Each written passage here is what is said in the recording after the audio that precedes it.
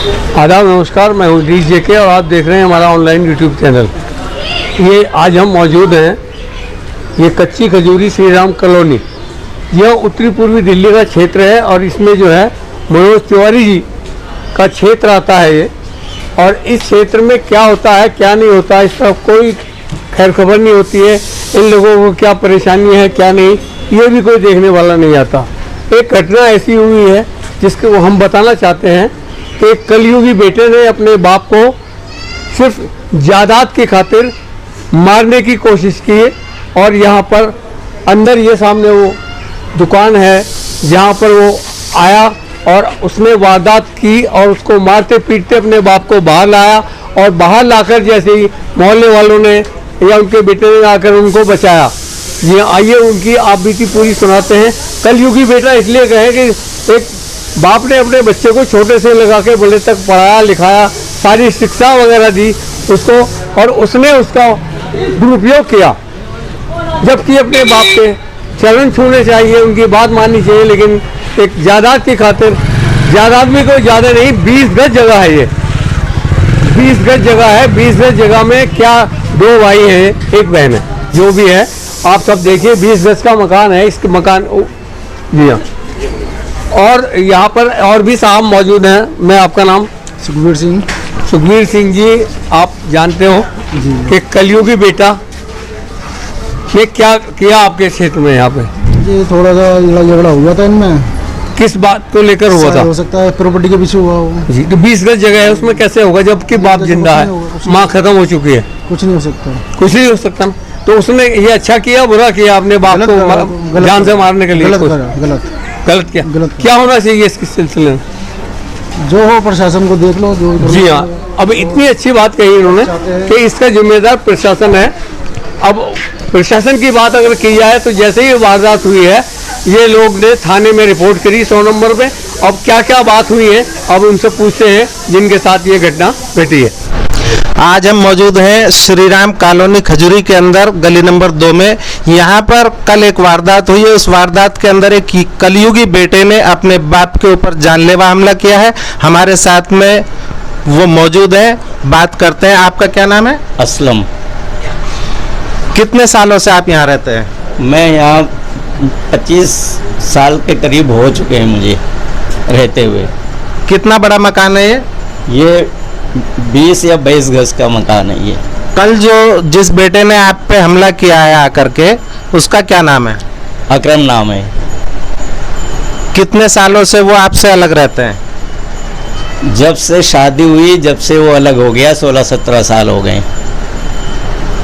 16-17 साल से आपसे कोई मतलब वास्ता नहीं है? नहीं। तो कल क्या हुआ था, क्या कैसे आए थे वो यहाँ और क्या कह रहे थे? वो आए थे, वो कहने लगे मैं बहुत परेशान हूँ, मकान बेचो, समझ गए? तो मैं बोला मैं मकान नहीं बेचूंगा। और बोले नहीं बेचोगे? मैं बोला मकान तो मैं बेचूंगा नहीं अपने जीते जी। तो जो है ना उनने फौरनी जो है ना मुझे धक्का दिया इस टेबल पे। धक्का देने के बाद मेरे गले के ऊपर ऐसे खींचने की कोशिश की, हाथ गला घोट दूं इनका। फिर मैं किसी तरीके से धक्का दिया तो उसने कैंची वहाँ से उठा ली मेरी मशीन पर से, जो इससे मैं कटिंग करता हूँ। तो उसने मारने चला, लेकिन मेरी पोती बीच में आ गई तो वो कैंची मेरी साइड से निकल गई।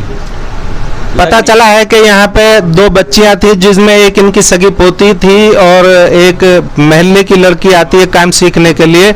जैसे उन्होंने शोर मचाया तब महल्ले वाले इकट्ठा हुए और इनको बचाया।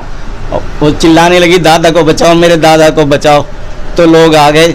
एक आध आदमी आया, उसने कहा कि अकरम तू क्या कर रहा है, क्या मारी देगा जान से? तो वो हट गया, पीछे हट गया, और नहीं तो कल मारी देता कैंची सही ढंग से। और इससे पहले एक दफ़े मारने की कोशिश की थी, 1 साल हो गया, ज़्यादा ही हो गया लग रहा है। तो मेरे कैंची पेट में घुसेड़े दे रहा था, कह रहा था मकान बेच के मुझे दो और नहीं तो मैं तुम्हें जान से मार दूंगा। उसकी बीवी उस वक्त साथ में थी। उसकी बीवी का क्या नाम है? आफरीन।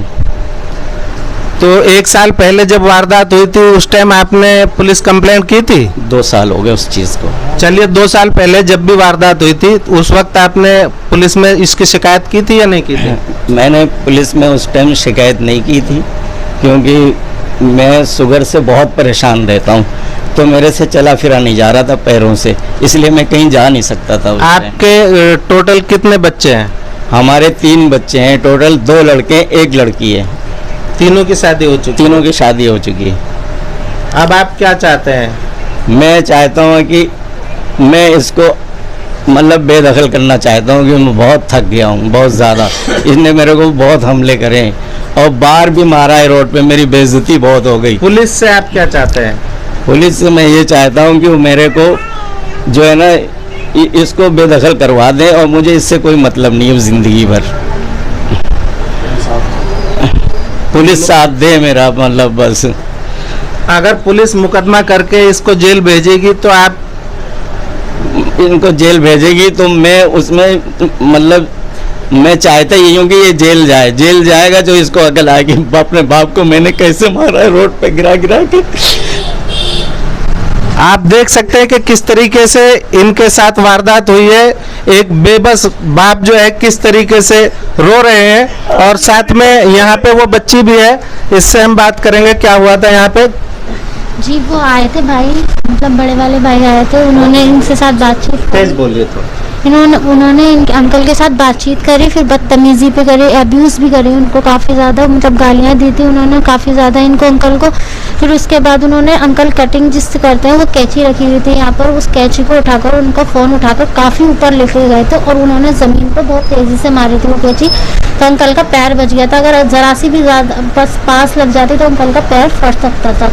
तो फिर उन्होंने फिर बदतमीजी करने लगे, गालियाँ बकने लगे। फिर उसके बाद अंकल को इस टेबल पर इसी टेबल पर यहाँ पर गिरा करके मार पिटाई की है जी। उन्होंने अंकल को इस तरह से फोल्ड कर और उनके ऊपर ऐसे लग रहे थे, मतलब गला दबाने की कोशिश कर रहे थे या मारने की कोशिश कर रहे थे, ये मैं नहीं बता पा रही क्योंकि मैं डर गई थी उस टाइम पर, जिस टाइम पे वो बदतमीजी कर रहे थे।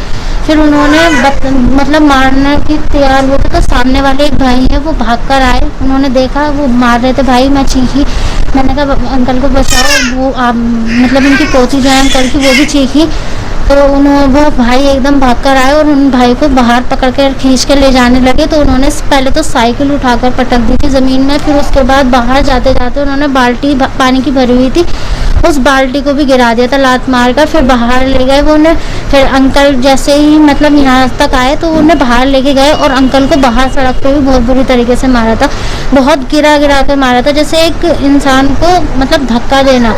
उनको अंकल को बहुत बुरी तरीके से मारा था। फिर भाई ने भी रोका था और गेट पर भी उन्होंने बदतमीजी करी, बाहर भी उन्होंने बदतमीजी करी, गालियाँ बकी और गेट में बहुत जोर जोर से लाते भी मारे थे और फिर अंदर आकर मशीन पलट दी थी। आपने और जो लड़की यहाँ पर मौजूद थी दोनों की जबानी सुनी। अब पुलिस प्रशासन से हम यही कहना चाहेंगे कि ऐसे व्यक्ति के खिलाफ कठोर कानूनी कार्रवाई करके जेल भेजने का काम करें, क्योंकि अभी उसने वारदात 2 बार कर चुका है और इनका कहना है कि वो मेरी जान भी ले सकता है, लेकिन जब तक मैं जिंदा हूँ मैं इस मकान में से हिस्सा नहीं दूंगा।